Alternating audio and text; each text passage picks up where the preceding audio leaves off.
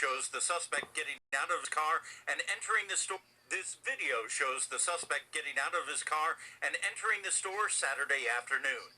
Another camera shows him going up to the counter at Ray's State Line Market in Pelham, palming the jar and walking out with it. The jar containing money for cancer research.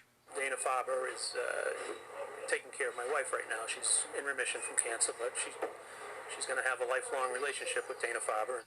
Marchand estimates the jar contained about $30 at the time, but as word of the theft spread, the community is stepping forward.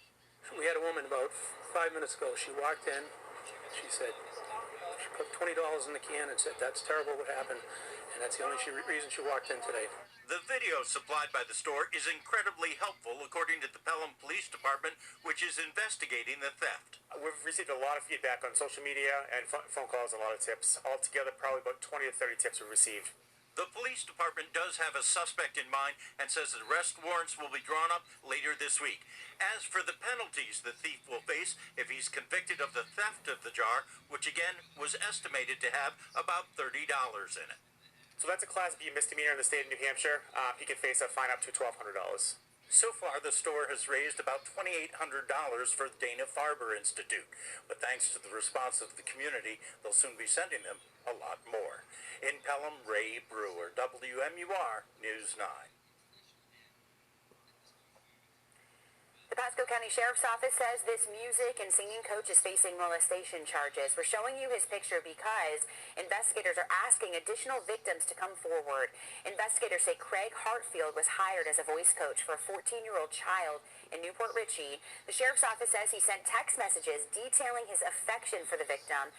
And after his arrest, deputies say Hartfield admitted he provided the victim with alcohol, massages, and other items. And crime track alert now. Metro Police are looking for this woman.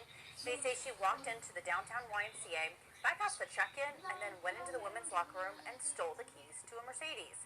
She later took the car. Call police. If you recognize her, you could get a cash reward. Whitewater Township man is sentenced to prison time for sex crimes. 35-year-old Anthony Philpott pleaded guilty to 3 counts of gross sexual imposition.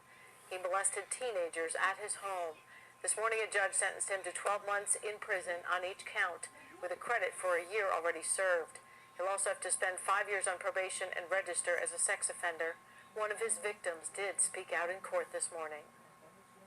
It's just not, it's not even worth it at this point. I mean, he's done it to so many people, and you don't ask for that to happen to you.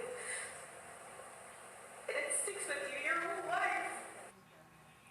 Investigators say the teens who Philpott abused were lured to his home by his wife. Investigators say